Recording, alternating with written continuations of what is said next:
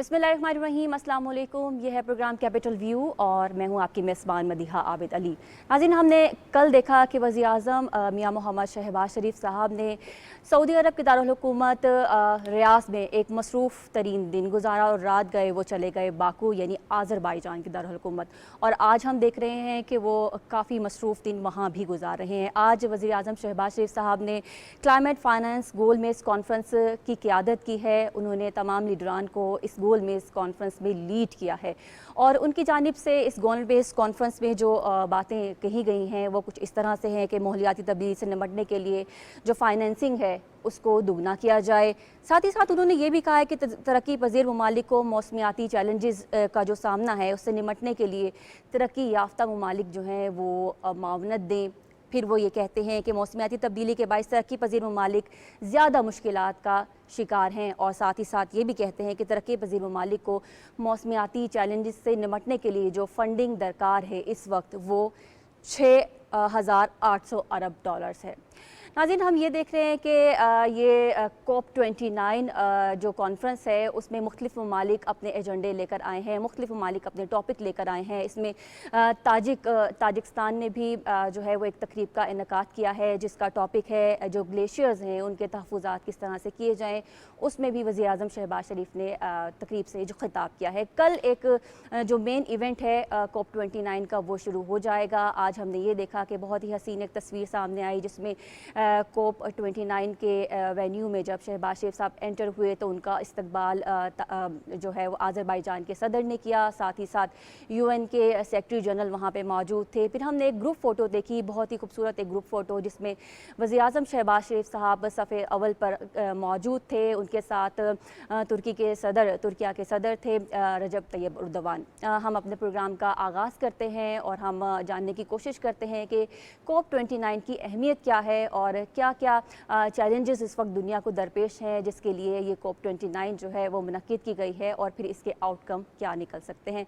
हमें प्रोग्राम में ज्वाइन कर चुकी हैं, मेरे साथ मौजूद हैं शनीला अम्मार साहिबा, साथ ही मौजूद हैं डॉक्टर फ़ारूक आदिल साहब, हमारे साथ हैं तारिक अजीज़ साहब और साथ ही तशरीफ़ रखते हैं रशीद साफ़ी साहब। तमाम अपने ऑनरेबल एनालिस्ट को हम प्रोग्राम में खुशामदीद कहते हैं और गुफ्तगू के सिलसिले का आगाज़ हम करते हैं शनीला साहिबा आपसे।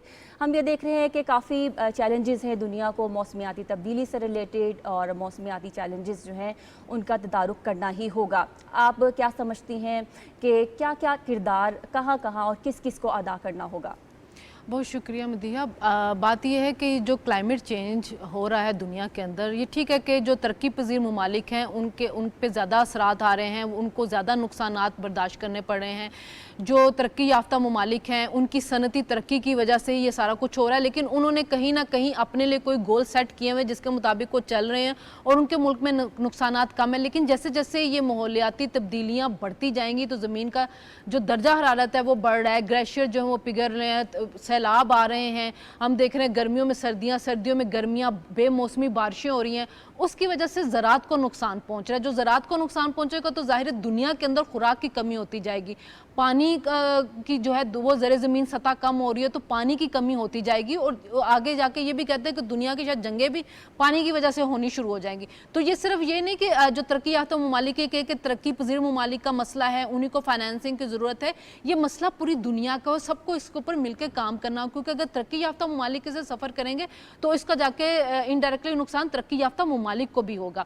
जो वज़ीर आज़म बार बार बात करते हैं वो फाइनेंसिंग की बात करते हैं कि तरक्की याफ्ता ममालिक के लिए फाइनेंस फंड बनाया जाए। उसकी वजह यह है कि जो पेरिस मुआहिदा है 2015 में हुआ था उसके अंदर ही ये बात की गई थी, उसी में ये गोल सेट किए गए थे कि हमने दुनिया का जो दर्जा हरारत है वो सनती तरक्की से पहले जो 2 सेल्सियस के ऊपर है उस पर वापस हमने लेके जाना है। उसके ऊपर हमने क्लाइमेट को जो तब्दीलियाँ जो आ रही हैं इसको कंट्रोल करना है और सारी दुनिया अपने कोई ना कोई प्लान बनाए और अपने आप को अडेप्ट करे इन तब्दीलियों के मुताबिक, ताकि जो नुकसानात होने वो अगर आपने फैक्ट्रियाँ बना रहे हैं या आपके मुल्क में कोई सनती तरक्की हो रही तो उसके लिए ऐसे कोई क़वाइदो ज़वाबित बनाए जाए जिसके से नुकसानात कम हो। ग्रीन हाउसेस के जो अखराज है ग्रीन उसको कम से कम किया जाए, ग्रीन गैसेस का जो अखराज है उसको कम से कम करने की ज़रूरत है। और उसी में ये कहा गया था कि एक फाइनेंस फ़ंड बनाया जाएगा जिससे तरक्की पजीर ममालिक की फंडिंग की जाएगी जो $100 अरब उस वक्त प्लेज किया गया था।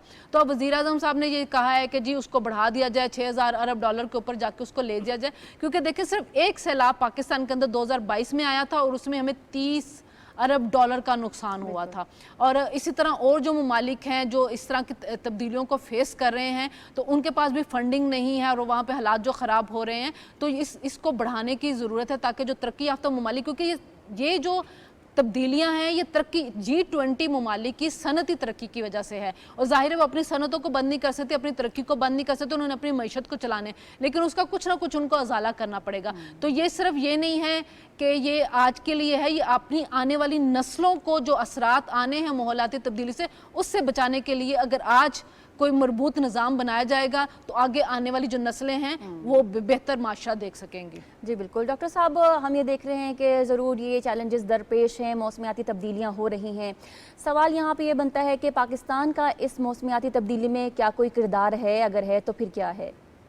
पाकिस्तान में किरदार का जो सवाल आप कर रही हैं मदिया, मुझे उस पर कहावत याद आ रही है। वो क्या है कि दुख झेलें भी फाख्ता और कव्वे अंडे खाएं। ये जो दुनिया ने तरक्की की है, सनती तरक्की की है, मुख्तलिफ शोबाजात में तरक्की की है और सहूलतें जो है ना उनको जमा किया है, अपनी ज़िंदगी में आसाइश बढ़ा ली है, उसका जो नतीजा है, उसके जो असरात हैं वो हम जैसे मुल्क बर्दाश्त कर रहे हैं। हमारे जो ग्लेशियर हैं वो अब उनके बहने की, उनके फटने की रफ्तार ज़्यादा हो गई है। उनका क्या कहते हैं, गर्मी की वजह से उनका जो पिघलती है बर्फ़ वो ज़्यादा पिघलने लग गई है। मैंने एक रिपोर्ट पढ़ी थी कि फ़लाँ सन तक, उस खैर सन तो वो बहुत दूर है, लेकिन उस तक आपके जो ग्लेशियर्स हैं शुमाली इलाका जात के, ये बह कर कराची तक पहुंच जाएंगे। अलामती तौर पर बात ये बताई गई थी कि यहाँ ये सारे ग्लेशियर बह जाएंगे, ये तहलील हो जाएंगे और समंदर का हिस्सा बन जाएंगे। मतलब इसका ये है। तो ये किस चीज़ का नतीजा है? ये इस चीज़ का नतीजा है कि ये जो मगरबी दुनिया है, जो ताकतवर सनती ममालिक हैं, चाहे दुनिया के जिस हिस्से में भी हों, उन्होंने जो ये काम किया है उसके नतीजे में ये ख़राबी पैदा हो गई। अब ये ख़राबी तो पैदा हो गई है, इससे निकलने का रास्ता क्या है? इससे निकलने का रास्ता बुनियादी तौर पर यह है कि आप अपनी सोसाइटी के अंदर नज़्म व ज़ब्त को बढ़ाएं। नज़्म व ज़ब्त को बढ़ाने का मतलब ये है कि आपकी सनत, आपकी तिजारत, आपका रहन सहन, ये सारा एक स्टैंडर्ड के मुताबिक हो, जो ज़्यादा से ज़्यादा जो आपकी माहौल है उसको महफूज रखे और ख़राबी को महदूद तर करता चला जाए, एक। और दूसरा जो उसका पहलू है बड़ा ज़रूरी, वो ये कि अपनी आबादी को एजुकेट किया जाए और उनकी तरबियत की जाए। आप देखते हैं कि चाहे इस्लामाबाद जैसा तरक्की याफ्ता शहर हो या कराची और लाहौर जैसे शहर हों, हम आपको इन शहरों के मराकज़ में, जहाँ गैर मुल्की डिप्लोमेट्स भी होंगे, जहाँ ब्यूरोक्रेट्स भी होंगे और क्रीम होगी सोसाइटी की, उस एरिया में भी आपको ऐसी एक्टिविटीज़ दिखाई देंगी, आपको कचरा दिखाई देगा, आपको कूड़े को आग लगाई हुई दिखाई देगी, गर्द उड़ाते हुए लोग नज़र आएंगे। और ऐसे मौसम में जिसमें तामीरात नहीं होनी चाहिए, उस मौसम में आपको तामीरात होती हुई नज़र आएंगी। तो ये किस चीज़ की अलामत है? इस चीज़ की कि आगाही नहीं है, फिर नज़्म व ज़ब्त नहीं है। तो हमें तीसरी दुनिया के ममालिक को ख़ास तौर पे इन चीज़ों पे तवज्जो देनी है और इस तरह की जो कॉन्फ्रेंसेस हैं, इन कॉन्फ्रेंसेस में इन मंसूबों के लिए, इन मंसूबों पर उनको यूँ समझिए कि अलर्ट करना है और इस पर तवज्जो मरकूज़ करानी है ताकि फ़ंड्स का रुख इस तरफ हो सके। जो हमारी पाकिस्तान की ख़ास तौर पे ज़रूरत है वो यकीनन सैलाब भी है, बाकी चीज़ें भी हैं, वो अपनी जगह पर, लेकिन जो इंडिया की तरफ से तबाही हमारी तरफ आ रही है उसको रोकने की भी ज़रूरत है। कल भी मैंने ये बात अर्ज़ की थी। उसके लिए इस तरह के इंटरनेशनल फोरम, अब इंडिया का मसला ये है कि वो दो तरफ़ा लेवल पे उसको एंगेज करना अब तकरीबन नामुमकिन हो गया। हद तो ये है कि खेल जैसे, यानी क्रिकेट जैसे मामले में भी वो सियासत को दखील कर दिया उसने। तो ये तो इंसानी ज़िंदगी का मामला है, इंसानों की ज़िंदगी, इंसानियत का मामला है। तो आलमी फोरम्स पर इंडिया को एंगेज करने की ज़रूरत है और उसको पाबंद करने की ज़रूरत है। और इस मकसद के लिए इस तरह के फ़ोरम बहुत ही कीमती और बड़े ज़रूरी हैं और ये ज़ाया नहीं जाने चाहिए। ठीक है तारिक साहब, आगे बढ़ते हैं।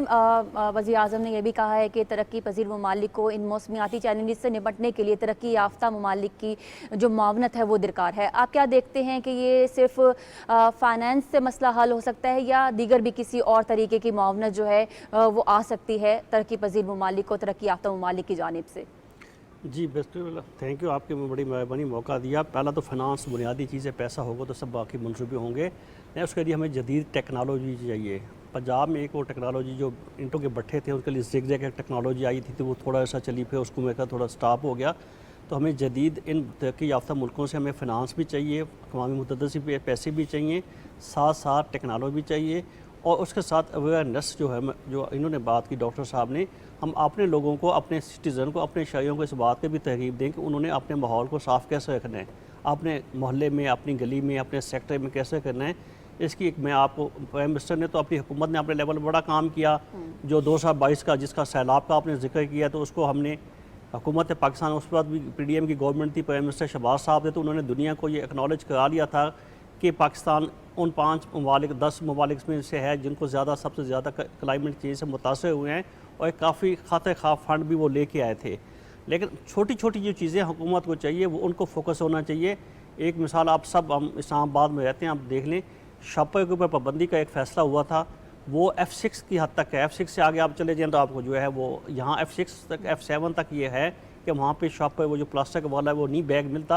यहाँ साहब आप पुलाव लेने जाएं, जो मशहूर पुलाव है जी, यहाँ यही मैं कहता हूँ, वो प्लास्टिक में मिलेगा, F6 में ही है। हाँ, तो वो मतलब वो एक शहीद, मतलब एक दो ऐसे बड़े स्टोर, बाकी अब भी शॉपर के ऊपर पाबंदी के ऊपर अमल दरामद नहीं कर सके, कि बुनियादी बात है। तो ये देखिए हुकूमतें, अब ये तो हुकूमत या प्राइम मिनिस्टर के लेवल का काम नहीं है, ये तो डिप्टी कमिश्नर एडमिनिस्ट्रेशन का काम था कि जो उन्होंने करना था, एक ऐलान भी हुआ, थोड़ी सख्ती भी हुई, ऐसा सच कुछ भी नहीं है। सफाई का भी ख्याल होना चाहिए। हम सब, उसमें मीडिया का बड़ा रोल है कि हम लोगों को एहसास कर रहे हैं, उनको ज़िम्मेदारी कि ये जो है कौमी ज़िम्मेदारी बन के सफाई का ख्याल करना है।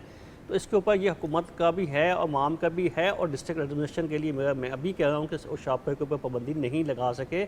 अब आगे हम नेशनल सतह पे तब जाके बात करें कि जब अपने आप को थोड़ा ठीक भी करें, हम दुनिया को बताने की मिशन पे होने कि हमारा ये, हमने अपने तौर पे ये मेजर्स लिए हैं, ये इक़दाम किए हैं, तो ये दुनिया अब ये इस बात को तस्लीम करती है कि पाकिस्तान उन ममालिक में शामिल है जो सबसे ज़्यादा मौसमियाती तब्दीली से मुतासर हुए हैं। इस बात को एक्नॉलेज भी किया गया है, फंडिंग भी गई है। अब प्राइम मिनिस्टर साहब मज़ीद उसकी फंडिंग के लिए वहाँ बड़ी अच्छी उनकी मीटिंग्स भी हुई, उन्हें लॉबिंग भी की, और बड़े अक़वाम मुत्तहिदा के सेक्रेटरी जनरल से लेकर तमाम आलमी रहनुमाओं से मुलाकात की, जो बड़ा अच्छा एक पेश रफ्त है। और ये बड़ी 2-3 दिन का एक बड़ा टाइम होता है कि प्राइम मिनिस्टर साहब वहाँ पे रुकेंगे, 3 दिन तक वहाँ हैं। और इसमें इस कॉन्फ्रेंस का एक तो COP29 के अंदर फिर कॉन्फ्रेंसेस चल रही होती है मुख्तलिफ मौजू पे, तो वो इंफॉर्मेशन मिनिस्टर भी 1-2 मीटिंग्स में चाह रहे हैं, वहाँ उन्होंने पाकिस्तान की नुमाइंदगी करनी है। इस तरह से वो वहाँ पे अपनी मुआवन खसूसी गई हुई हैं प्राइम मिनिस्टर की मीना आलम, ये माहौलियात के ऊपर। तो पाकिस्तान का बड़ा एक हैवी डेलीगेशन भी ये है, सब लोग वो मुतलका लोग गए हैं जो इस माहौल इस समझते हैं निज़ाम को और उसकी तब्दीली के लिए उनके पास होमवर्क पाकिस्तान ने किया हुआ है, जो वहाँ के प्रेसिडेंट करेंगे। कल प्राइम मिनिस्टर साहब इसके ऊपर खिताब भी करेंगे और वो पाकिस्तान का मौक़िफ़ जो है आलमी बिरादरी के सामने रखेंगे। ठीक है साफी साहब, आपकी जानिब बढ़ेंगे।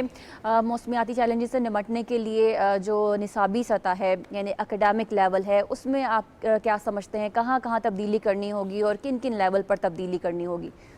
हर सतह पे मेरे ख़्याल में मदीहा इक़दाम करने की ज़रूरत है, स्पेशली सोसाइटी को मोबिलाइज़ करने, नौजवानों को, स्टूडेंट्स को, ख़वातीन को, माशरे के हर फ़र्द को ये बावर करवाना कि माहौलियात का मसला रियासतों या मुल्कों का नहीं बल्कि हम सब का इनफरादी मसला भी है। अब ये जो स्मोक का रोग है पंजाब में, अब ये देखें, इससे रियासत तो मुतासर हो रही है, रियासती सरगर्मियों में भी तातुल है, स्कूल बंद हो गए, मार्केट बंद हो गए, ये रियासत का नुकसान है। लेकिन इसके साथ साथ जो शहरी बीमारियों में मुब्तला है, गले की बीमारी, सांस की बीमारी, दिल की बीमारी, आंखों की बीमारी, जल्द की बीमारियाँ, ये तमाम चीज़ें हमें अपने सोसाइटी में लोगों को बावर करवाना होगा कि हम जो फुजला बनाते हैं, हम जो फुजला फेंकते हैं, हम जो अपनी गाड़ियों की मेंटेनेंस सही नहीं करते, हम जो कार्बन का अखराज के असबाब बनने वाले इक़दामात करते हैं, हम जो सफाई सुथराई का ख्याल नहीं रखते, हम जो अपने कुदरती जो हमारे जो वसाइल है उसका बेदरेग और बेदर्दाना जो इस्तेमाल करते हैं। शुमाली इलाक़ाजात की मिसाल मैं आपको देना चाहूँगा मदीहा, किसी ज़माने में ये इलाक़े जंगलात से मालामाल थे, बदकिस्मती से वहाँ स्पेशली केपी की हद तक मैं अगर बात करूँ, वहाँ पे जो हुकूमत 10-15 साल से काबिज़ है, जो वहाँ पे इक़्तिदार उनके हाथों में है, हर हुकूमत ने वहाँ पे आके जंगलात का सत्यानाश कर दिया है।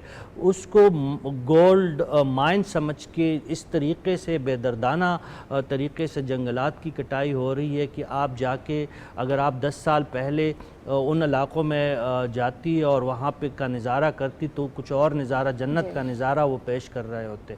आज वो बिल्कुल संगलाख चट्टान ही और पहाड़ ही आपको नज़र आते हैं।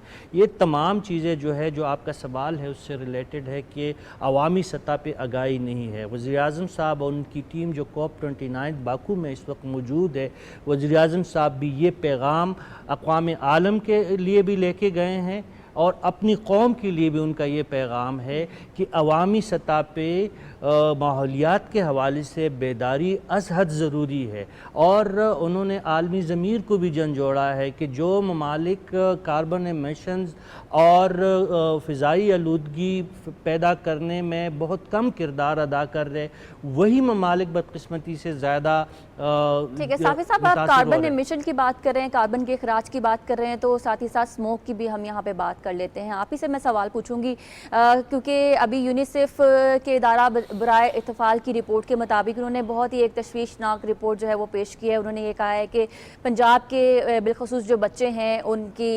1.1 करोड़ से ज़्यादा बच्चों के लिए संगीन ख़तरात का बाइस बन चुकी है ये स्मोक। यानी कि स्मोक ने ना सिर्फ पंजाब में पंजे गाड़े हैं, हमने ये देखा इस्लामाबाद कराची तक भी फैल चुकी है। तो स्मोक के तदारुक के लिए और ये कितना संगीन मसला है, इस पे भी ज़रा बात बिल्कुल इंतहाई संगीन मसला है मदिया। लेकिन उससे पहले मैं जो वज़ीर-ए-आज़म साहब का एजेंडा है उनके देखिए, उनमें जो प्राइम उनके 4-5 एजेंडे जो पॉइंट्स है उसके साथ आलमी दुनिया के सामने गए हैं। जो आपने जो जिक्र किया सब मेहमानों ने, जिसका आपको बताया कि माहौलियाती फाइनेंस जो है, जो वो सबसे ज़्यादा फोकस वज़ीर-ए-आज़म का रहा है। जो नई एक उन्होंने 2030 के हवाले से फ़िगर दिए कि 6,000 अरब डॉलर की ज़रूरत होगी क्लाइमेट चेंज से मुतासर ममालिक के लिए, और ये जो है रिस्पॉन्सिबिलिटी बन रही है तरक्की याफ्ता ममालिक की। लिहाजा जिन ममालिक के साथ जो वादे किए गए हैं उसको पूरा किया जाए। इसलिए इस तरह वज़ीर-ए-आज़म साहब ने ग्रीन हाउसेज अखराज के हवाले से जो मौक़िफ़ इख्तियार किया है वो भी इंतहाई अहम बात है। जो climate finance round table conference में जो आज वज़ीर-ए-आज़म साहब ने जिसकी सदारत की, पूरी दुनिया की तवज्जो उस जानिब उन्होंने मबजूल करवाई है।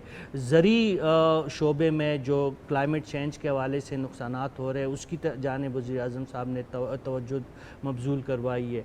इसके साथ साथ वज़ीर-ए-आज़म साहब ने ग्लेशियर पटने के हवाले से ताजिकिस्तान खुसूसी एजेंडे के साथ, आपने ख़ुद फरमाया कि इस कॉन्फ्रेंस में शरीक है, उस हवाले से वज़ीर-ए-आज़म साहब ने पाकिस्तान के मरूज़ी हालात के बारे में इस बात की निशानदेही की कि पाकिस्तान का एक वसी इलाका जो है पीने का साफ़ पानी, उनका ज़रिया जो है वो यही ग्लेशियर्स है। अगर खुदा न खास्ते ये ग्लेशियर ख़त्म हो जाए तो एक तो हमें जो मैदानी इलाक़ों में बहरानी कैफियत का और बंजर होने के जो ख़दशात है वो होंगे, लेकिन उससे पहले बालाई इलाक़ों में पीने के पानी के मसले पैदा होंगे। अब स्मोक की बात करते हैं, देखिए वही मसले हैं जो वज़ीर-ए-आज़म साहब ने COP29 के फ्लोर पे और मुख्तलिफ साइडलाइंस पे जो वज़ीर-ए-आज़म साहब ने बयान की है। दरख्तों की कटाई, जंगलात का ख़ात्मा, और जो फ़िज़ाई आलूदगी के बायस बनने वाली फैक्ट्रियाँ बट्टा खश्त हो गई। इसके अलावा जो नाक़िस गाड़ियाँ है जिसके इंजन ख़राब है वो वजह बनते हैं। और इसके साथ साथ जो ज़री तौर पर हम जो कटाई के बाद जो हमारे किसान और इंडिया के किसान जो फजलाजात जलाते हैं उससे ये तमाम चीज़ें पैदा होती है। और जो शहरों में हम अपने कूड़े करकट को जो हम जिस तरीके से जलाते हैं बग़ैर किसी साइंटिफिक इंतज़ामात किए बग़ैर, तो इसके नतीजे में स्मोक का रोग जो है पंजाब की सरहदों को क्रॉस करते हुए केपी में दाखिल हुआ है। हज़ारों लोग मुतासिर है, इस वक्त अस्पतालों में है। और मज़ीद खदशा है कि खुदा न खास्ता अगर बारिशें बर वक्त नहीं होती तो ये स्मोक पाकिस्तान के जो आधे से ज़्यादा आबादी को लपेट में ले चुका है, क्योंकि पंजाब इस मुल्क का सबसे बड़ा सूबा है आबादी के लिहाज से, तो ये बाकी आबादी को भी मुतासिर कर सकता है। तो खुदारा पाकिस्तानी कौम को एटलीस्ट रियासत की तरफ सिर्फ नहीं देखना चाहिए, रियासती सतह पे ये ज़रूर रिस्पॉन्सिबिलिटी बनती है कि रियासती तौर पर इक़दाम किए जाए। वो इक़दाम हो रहे हैं, बाज़ारों को बंद किया जा रहा है, स्कूलों को बंद किया जा रहा है, माहौलियाती इमरजेंसी नाफिज की गई है, लेकिन जब तक अवामी सतह पर शऊर नहीं होगा मदीहा, ये मसला खुदा न खासा इसी तरह बढ़ता रहेगा और हम जो है आने वाले वक्तों में सांस लेना भी हमारे लिए दूभर हो जाएगा। तो ये वक्त है कि नौजवान और जो हम इंडिविजुअल इनफरादी सतह पर इस मसले को मसला समझे और इसको अपना ही मसला समझे और इसकी तदारक के लिए इनफरादी तौर पर हम मसला ही है। साकिब साहब, आपने ग्लेशियर्स की बात की है, वज़ीर आज़म शहबाज शरीफ ने जो ग्लेशियर्स के तकरीब जो हुई है मुनक़िद, उससे खिताब करते हुए जिन निकात को सामने रखा है वो कुछ इस तरह से थे कि ग्लेशियर्स पीने का जो पानी है उसका बड़ा ज़रिया है। पाकिस्तान में ग्लेशियर से 90% पानी जो है वो हासिल किया जाता है। साथ ही साथ उन्होंने ये कहा है कि दर्जा हरारत बढ़ने से ग्लेशियर का तेज़ी से पिघलना तशवीशनाक है। तो ये तमाम नकात हैं जो कि वज़ीर आज़म शहबाज शरीफ ने तकरीब से खिताब करते हुए पेश किए हैं। प्रोग्राम का सिलसिला जारी रहेगा, लेकिन छोटी सी एक ब्रेक के साथ हमारे पास रही।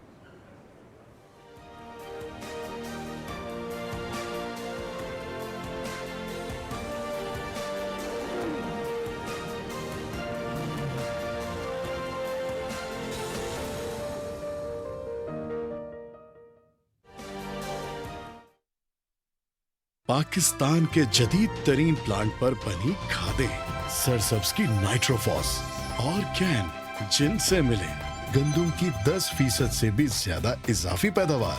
सरसब्ज, जमीन की जान, फसल की शान। दुरुस्त, हर वक्त, बर वक्त।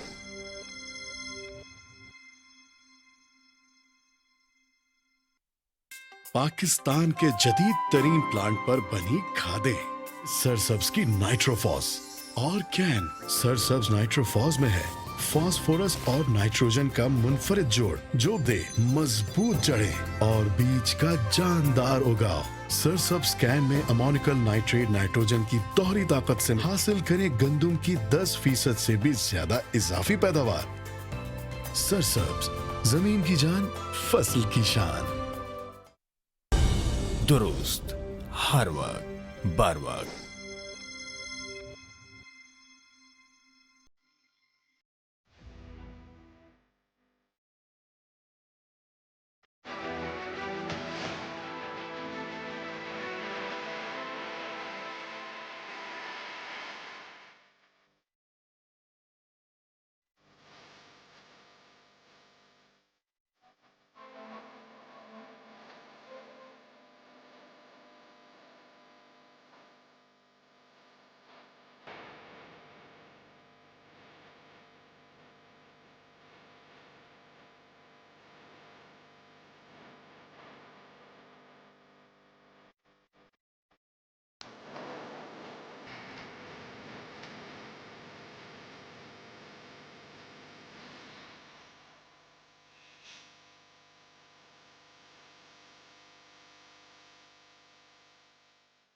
तनकीद से पहले तहकीक और इल्ज़ाम से पहले सबूत, ये सहाफ़त ही नहीं इंसानियत की भी पहली शर्त है।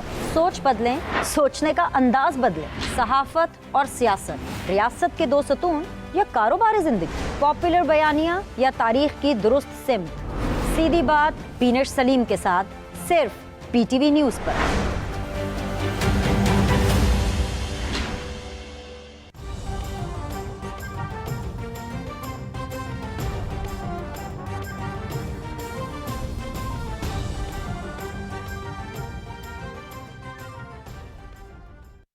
इल्जाम, बहतान, फेक न्यूज और प्रोपेगेंडा, आखिर कब तक? सांझ को आंच नहीं तो झगड़ा कैसा? सच नहीं रहेगा खामोश, ये बोलेगा जोर से, शोर से, हकाइक की ज़रब से तोड़ेंगे झूठ का तिलस्म।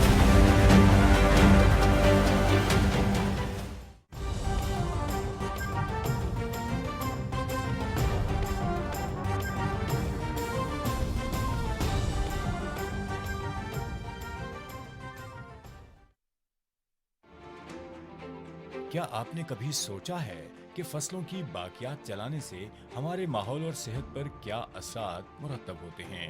फसलों की बाकियात जलाने से पैदा होने वाला धुआं फिजा में फैलकर स्मोक का बायस बनता है। स्मोक से सांस लेने में दुश्वारी, आंखों में जलन और सेहत से मुताल्लिक दीगर मसाइल पैदा होते हैं। फसलों की बाकियात जलाने से जमीन में मौजूद कीड़े मकोड़े और परिंदों के अंडे तबाह हो जाते हैं। फसलों की बाकियात जलाने से जमीन की ऊपर वाली तह जलकर तबाह हो जाती है, जिससे जमीन की जरखेजी कम हो सकती है। स्मोक में मौजूद जहरीली गैसों से सांस के अमराज जैसा कि दमा और एलर्जी का खतरा बढ़ जाता है। फसलों की बाकियात जलाने से पैदा होने वाले कीमियाई मादे कैंसर का बायस बन सकते हैं।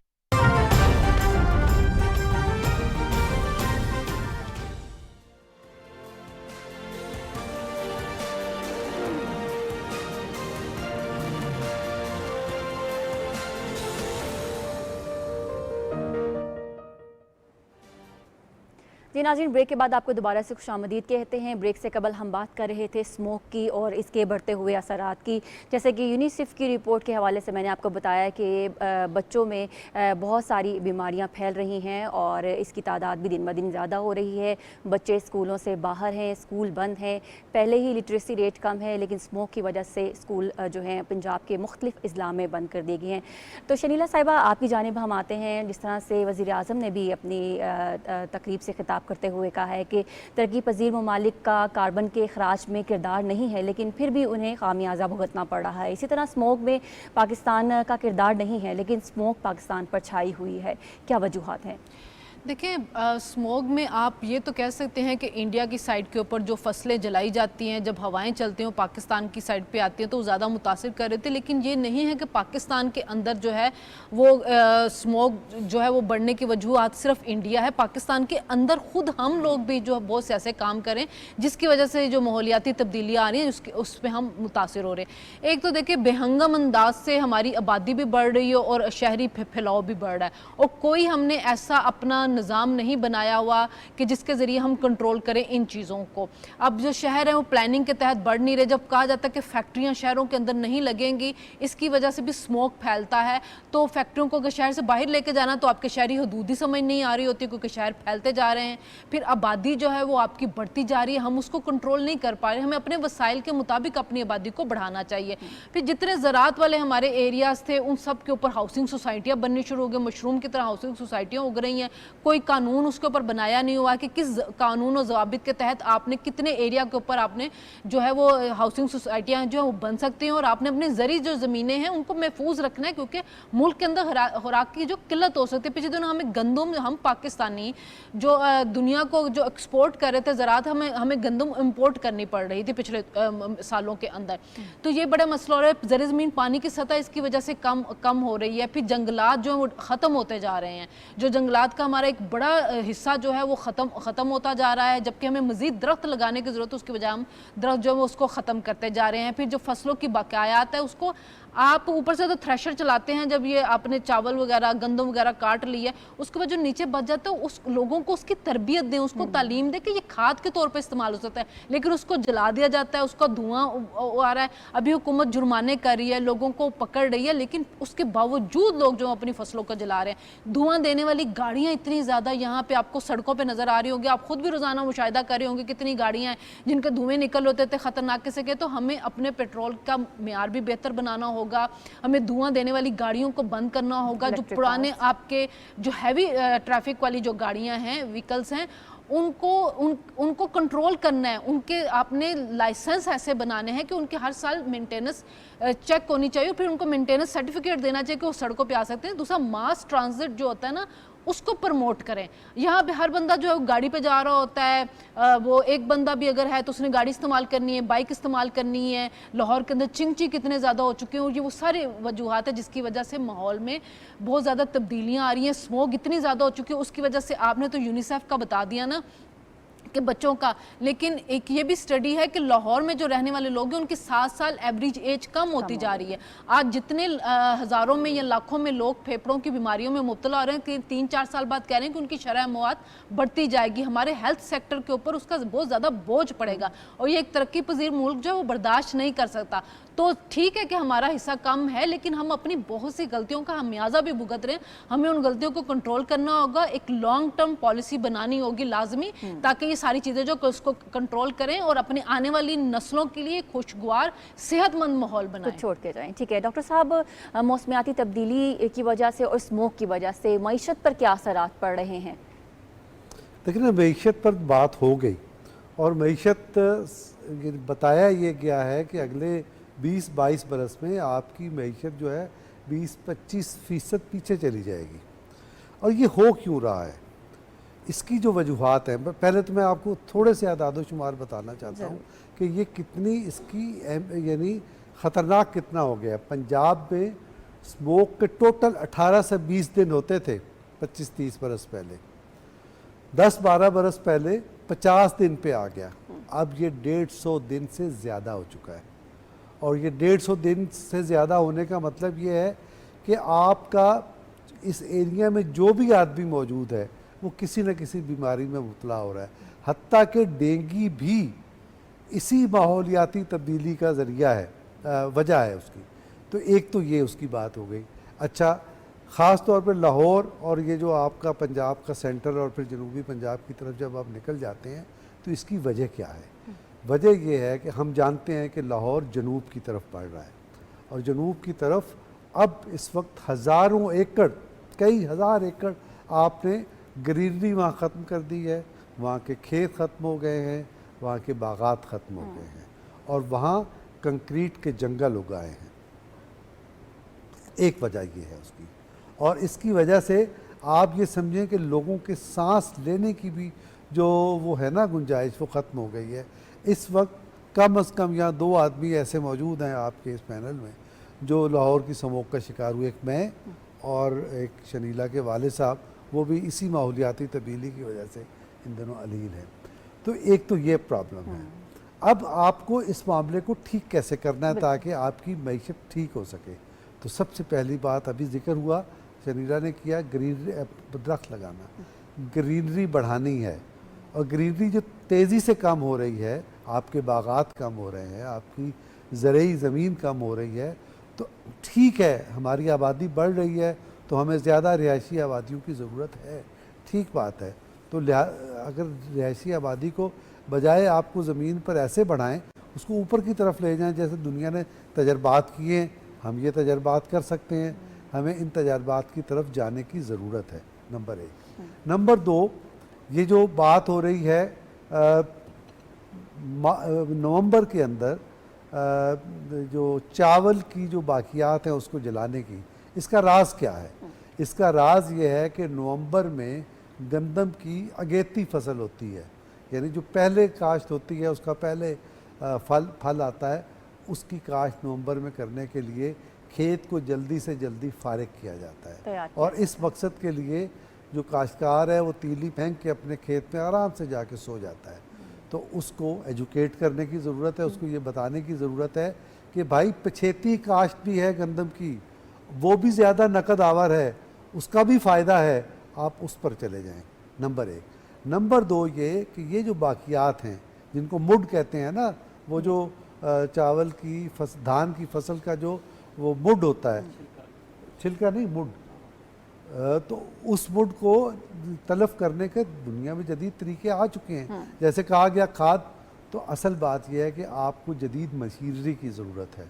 तो ये जदीद मशीनरी ज़ाहिर है कि इस पर इन्वेस्टमेंट की ज़रूरत है। तो इस इन्वेस्टमेंट का जिक्र आप COP29 में भी करें और उन लोगों से भी करें जिनकी वजह से ये तबाही आई है, तो इसके लिए फ़ंडिंग करें। फिर हुकूमत ऐसे मंसूबे बनाए कि वो मशीनरी जो काश्तकार इनफरादी तौर पे ख़रीद नहीं सकता है, उसके लिए आसानी पैदा हो। मतलब ये कि कॉरपोरेट हो सिलसिला, और यानी अंजुमनों के ज़रिए ये चीज़ हो जैसे कि दुनिया में किया जाता है, उस तरह से इसको इस मामले को आगे बढ़ाया जाए। अच्छा, एक और प्रॉब्लम ये है कि इस वक्त दुनिया में जो फ्यूल यूज़ हो रहा है वो यूरो 3 और 4 है, और हम यूरो 2 यूज़ कर रहे हैं। इसकी वजह से भी आलूदगी पैदा होती है। अब ये बात दुरुस्त है कि इसके लिए आपको टेक्नोलॉजी भी बदलना है, फिर आपको ये जो यूरो 4 की टेक्नोलॉजी पे जाना है उस पर काफ़ी खर्च आएगा।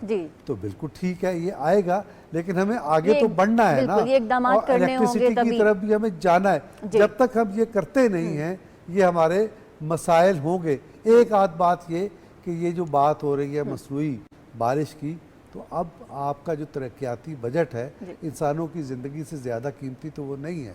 तो मसनूई बारिश की तरफ भी जाएं, और वो मकामी सतह पे इक़दामात हों, ऑर्गेनाइजेशन, ये जो कमेटियाँ हैं, बल्दियाती इदारे हैं, ये करें, हाउसिंग सोसाइटियाँ करें। एक हाउसिंग सोसाइटी इस्लामाबाद में, जुडिशल टाउन, ये पाकिस्तान की वाहिद सोसाइटी है जिसमें ये कानून है कि आप दरख्त नहीं काट सकते, अगर आप काटेंगे तो आपको 4 लगाने। सोसाइटीज़ हैं उनका यही कानून है कि कूड़ा नहीं फेंक सकते हैं और दरख्त नहीं काट सकते हैं। तारिक साहब, आप क्या कहेंगे कि स्मोक के तदारुक के लिए मज़ीद क्या क्या इक़दाम करना होंगे? देखिए जी, हम दुनिया से उम्मीद लगा के बैठे हैं, हमें फंडिंग देंगे, फाइनेंस भी करेंगे। प्राइम मिनिस्टर ने अपना मुकदमा भी पेश किया, हम हर प्लेटफॉर्म पे कहते हैं, और उसको एक्नॉलेज भी गवर्नमेंट आलमी बरादरी ने किया है। मैं आप इन्होंने जनूबी पंजाब की बात की, हम लिया की करें, बखर की करें, मुल्तान की, पेशावर की, इस्लामाबाद की पहले मैंने एक मिसाल दी, अब दूसरी मिसाल दे। तो यहाँ ग्रीन बेल्ट जो मास्टर प्लान इस्लामाबाद का ग्रीन बेल्ट ख़त्म होता जा रहा है, वहाँ प्लाजे बन गए हैं, दरख्त प्राइम मिनिस्टर की नाक के नीचे, हुकूमत की नाक के नीचे दरख्त काटे जा रहे हैं। तो इसका हाल तो अब दुनिया को हम नहीं कह सकते ना, ये तो हमने खुद लेना है, और ये भी वो हुकूमतों का काम नहीं है, ज़िली इंतज़ामिया का काम है। वो देखें, और हाउसिंग सोसाइटियों पे कोई कवायद ज़वाबित हैं, मुझे बताएं कितनी सोसाइटी बन गई हैं, रजिस्टर्ड हैं, नहीं हैं, NOC है, नहीं है, ज़मीनें लेते जाएँ, दरख्त काटते जाएँ। वो जितना ज़्यादा दरख्त काटा गया, जंगलात ख़त्म किए गए, उतनी हाउसिंग सोसाइटियाँ बन गई हैं जिनका कोई रूल्स एंड रेगुलेशन नहीं है, और पूछने वाला यहाँ पे कोई नहीं है। तो ये चीज़ें तो हमने अब खुद करनी है, जिसमें हमारी अपनी नाकामियाँ हैं।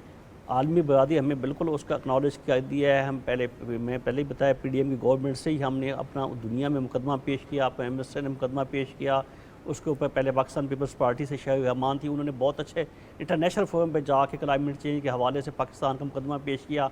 अब भी वहाँ पर एक मौजूद टीम बैठी है, वो यकीनन हमें दुनिया ने इसको किया है भी है, एक्नॉलेज किया है, हमें फंडिंग भी होगी।